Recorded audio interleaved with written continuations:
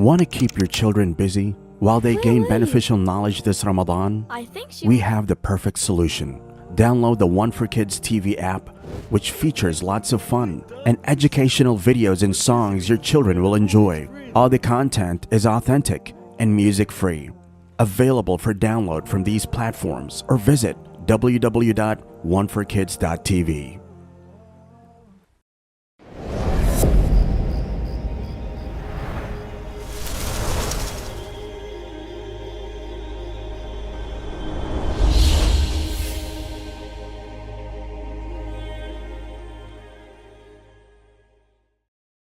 Assalamu alaikum wa rahmatullahi wa barakatuh. Beloved brothers and sisters, we had seen how after the Treaty of Hudaybiyah, the Prophet ﷺ decided to send letters to the various leaders and kings in the region and even outside the region.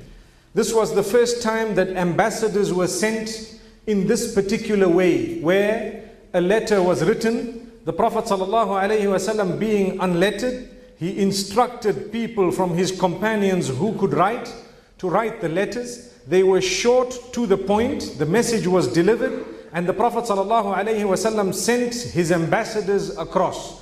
We heard about Dihya ibn Khalifa al-Kalbi radiyallahu anhu, who was sent to Heraclius of the Roman Empire, who was based in Sham, because that was under the Roman Empire. He was not the king of the Romans, but he was the emperor at the time of that particular area that fell under the Roman Empire. So we also heard of how he reacted and how he asked several questions, and the fact that he knew what was right and wrong, but because he wanted to stick to his throne and he did not want to earn the wrath of his own men, and that is why he did not accept the message. But he sent back Dihya ibn Khalifa al-Kalbi with much respect. A point that we learn from this particular incident is when the Prophet ﷺ wrote a letter to this Heraclius, his companions told him, this man is not going to read your letter, because in order to officialize letters which go to the Romans, you need to have a stamp on the letter. So the Prophet ﷺ then asked some of his companions what should be done, and they suggested to him that he get a ring that was made of silver with his name on it, Muhammadun Rasulullah. And what would happen is, normally it would be written starting from the bottom going up. So Muhammadun Rasulullah. And therefore he had a ring. This was not part of jewelry, but it was part of the stamping that the Prophet ﷺ had decided to do because of the letters that had to be sent to these Romans, and the fact that they would not be read unless they had a stamp. We learn a lot from this. This was something that was not the way of the Muslims, but it became the way of the Muslims when the Prophet ﷺ did it. He heard that they were doing it, and therefore in order to give the message across, or to get the message across, he decided to do something that was new to Islam and the Muslims. And from this very interesting point that I just want to add in here, some of the people say it is sunnah to wear a silver ring. And some of the scholars say no, it is a sunnah to wear a ring if you cannot read and write and you have your name inscribed on it and you would like to stamp letters. So it's just a little difference of opinion. May Allah subhanahu wa ta'ala bless us and grant us the acceptance to follow the sunnah of Muhammad sallallahu alayhi wa sallam. Many times we find we just follow that which is convenient for us. And when it comes to those things that are a little bit more difficult, we tend to ignore them completely. May Allah subhanahu wa ta'ala open our doors. So the hadith of this ring is mentioned in Sahih al-Bukhari, reported by Anas ibn Malik radiyallahu anhu, and he says, I could actually see the white mark on the finger of Rasulullah sallallahu alayhi wa sallam from the ring. The other letter that was sent to Kisra, the Persians, what we know today as Iran. That is where Kisra was based. And the man sent to him was Abdullah ibn Hudhafa as-Sahmi radiyallahu anhu. Whether he got exactly to Kisra right there, or whether the letter was then taken by one of Kisra's men, there are two narrations. But when Kisra got the letter of the Prophet sallallahu alaihi wasallam, he became so angry, so upset. who is this man? He ripped the letter of Muhammad sallallahu alaihi wasallam, threw it on the floor and stamped on it. What a great disrespect. When the Prophet sallallahu alaihi wasallam heard of this reaction, he said, Mazzaqallahu mulkahu. May Allah rip his kingdom as well in the same way he has ripped our letter. There was no need to rip the letter. So it is reported that within a very short space of time, there was civil war in Persia, and his own son murdered him and took over.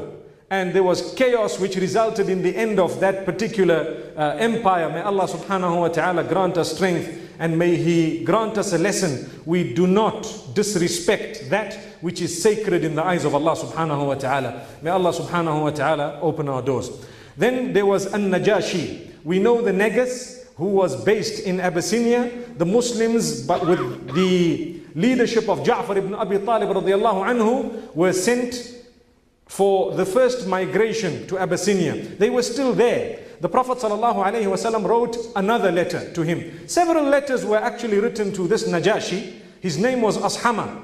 And the Negus was just the title given to the leader of Abyssinia, where we would say Ethiopia, Eritrea, that is today. May Allah subhanahu wa ta'ala grant us all a lesson from what had happened. When the letter came, it came with Amr ibn Abi Umayyah al-Damri radiyallahu anhu. And he presented it to An-Najashi. An-Najashi read it. The Prophet ﷺ always wrote, connecting the writing to the beliefs of the particular person he was writing to. So when he wrote to An-Najashi, he made a few clarifications about Jesus, may peace be upon him. This is who he was, and this is what we believe he is, and so on. So An-Najashi read the letter. He thereafter said, look, I know that this is all correct. I actually believe it, but I would like you to know that I don't have much support amongst my top brass, and therefore give me a little bit of time, and I will then gain that support, and thereafter I will announce that we have accepted this faith, and so on. So these are the narrations that make mention of the Negus of Abyssinia and what his response was. And thereafter, it is also made mention of another letter that was written to An-Najashi, which I will pause for a moment and make mention of right now. There was a Sahabiyah known as Ramlah binti Abi Sufyan, the daughter of Abu Sufyan himself. Her name was Ramlah binti Abi Sufyan. She was married to a man known as Ubaydillah ibn Jahsh, the brother of Abdullah ibn Jahsh radiyallahu anhu. This Ubaydillah ibn Jahsh, with his wife Ramlah binti Abi Sufyan, they were from amongst the believers who believed early, and they had migrated to Abyssinia. This man passed away. Exactly how he passed away, there are different narrations. Some say he had developed bad habits and so on, and he passed away. And this daughter of Abu Sufyan, she was now known as Habiba, because she had had a child known as Habiba from Ubaydillah ibn Jahsh. So because she was the daughter of the leader, and now she is without a husband, what should she do? She was an elderly lady, she wasn't a young girl, and she had made hijrah. She was from amongst the first believers, which means if we were to make them, or if we were to consider those who had accepted Islam before the migration to Abyssinia as the first believers, she was from amongst them. And so if she returned to Mecca, she was going to be persecuted, being what a disgrace to Abu Sufyan, being a leader, and his daughter is following Muhammad sallallahu alayhi wasallam. And if she was to go elsewhere, what would happen to her? So the Prophet ﷺ wrote a letter to An-Najashi, sent it with one of his companions, and told him that when this woman has completed her iddah, a certain period of time, then I would like to marry her. So she was married to Muhammad ﷺ whilst she was still in Abyssinia, under the eye of this An-Najashi that the Prophet ﷺ had sent.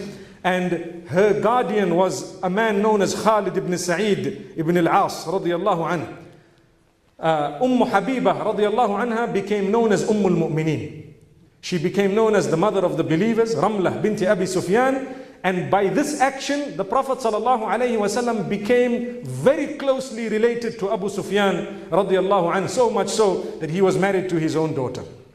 So this had happened in Abyssinia, and later on the Prophet ﷺ had instructed the man who had carried the letter, who was Amr ibn Umayyah al-Dumri or al-Damri radiyallahu anhu, to find out about those who had migrated and inform them that we are sitting in a period of grace and you may now return to Al-Madinatul Munawwara. They began to plan and to prepare, and they later started their journey. Inshallah, we will get to when they arrived in Madinah Munawwara, just as the victory of Khaybar was announced. This is when Ja'far ibn Abi Talib and the others had arrived in Madinah Munawwara together with Habibah radiyallahu anha. May Allah subhanahu wa ta'ala be pleased with her. So if you look at Muhammad sallallahu alayhi wa sallam's marriages, they were always out of the mercy that Allah had placed in his heart for those who had sacrificed for the purpose of the deen. He had gone forth in order to save them from difficulty, to give them the guardianship that they needed, and in order to be a pillar of support and strength for them. And this had happened in most of the cases. As you know, he only married one virgin. The rest of them were non-virgins. May Allah subhanahu wa ta'ala grant us a lesson from this. Where are those who want to point fingers at Muhammad sallallahu alayhi wa sallam? They cannot even be kind to their own wives, and they want to speak. Sallallahu alayhi wa sallam. Rasulullah sallallahu alayhi wa sallam, he had such a great concern that he used to encourage his companions to look after the widows, the divorced, the orphans, those who have sacrificed for the pleasure of Allah subhanahu wa ta'ala. Thereafter, another letter was sent to a man known as Muqawqis. Al-Muqawqis, he was the leader of Egypt at the time. And it is reported that Hatib ibn Abi Balta'a, according to some historians, was sent to Al-Muqawqis with the letter.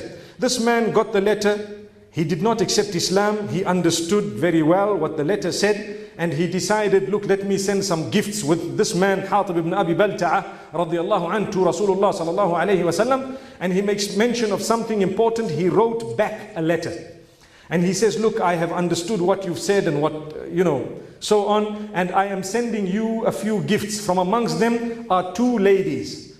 Now, the term jariyah does not necessarily refer to slave girls. No, it also refers to young girls, and it refers to young ladies as well. You could say a jariyah, referring to a young girl. So he says, I am sending you two of these girls who are from the highest lineages of the Qibt. The Aqbat are the Coptic Christians of Egypt. And remember, Christianity and Islam, as well as Judaism, they come from the same lantern, as what Najashi had said. From the same lantern, meaning the pure form of Judaism and the pure form of Christianity would lead you to the pure form of Islam.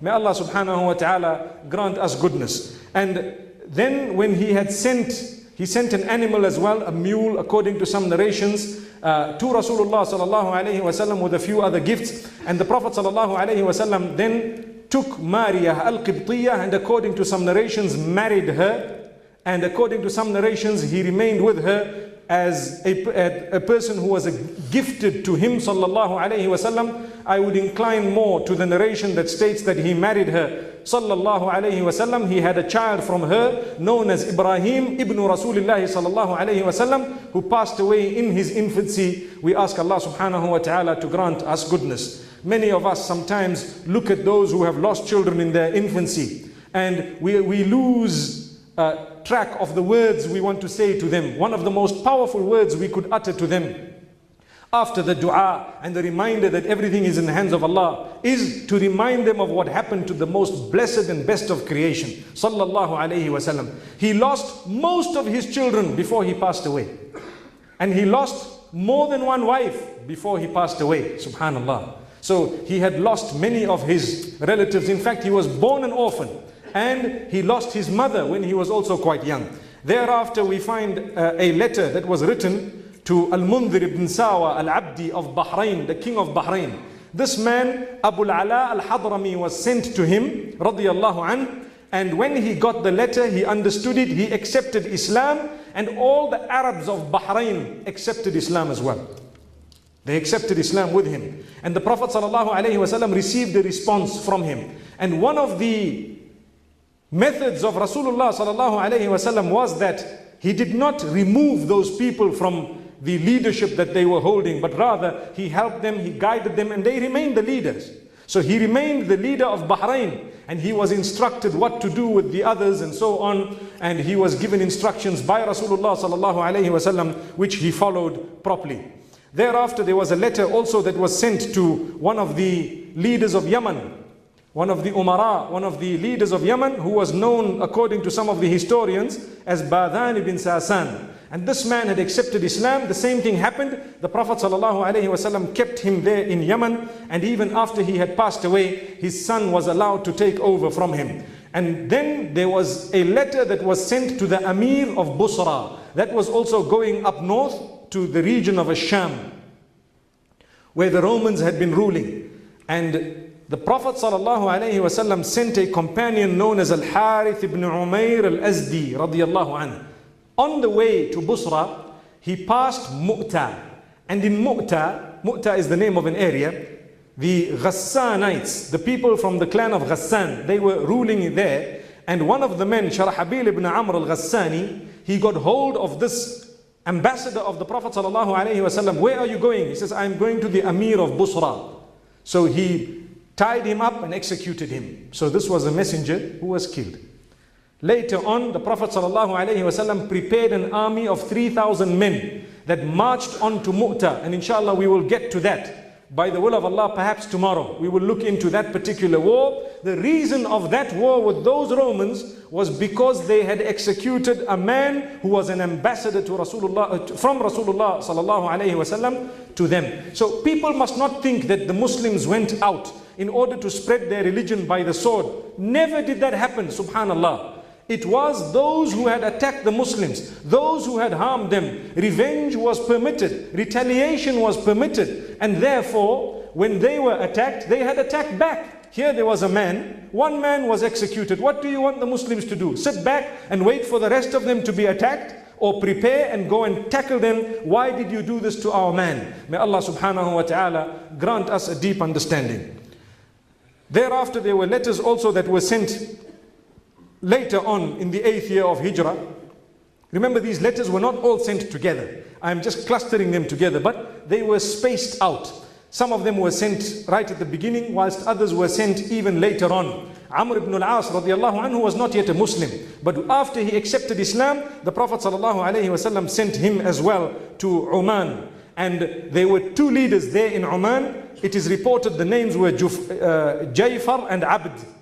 They were known as Al-Jalandi. And these people, they accepted Islam as well. Amr ibn al-As radiallahu anhu, who had accepted Islam by the time he had taken the letters and gone, he had then brought news to the Prophet sallallahu alaihi wasallam of the acceptance of Islam of these particular leaders. So these were just some of the letters that were sent by Rasulullah sallallahu alaihi wasallam. As you notice, what happened is Islam spread.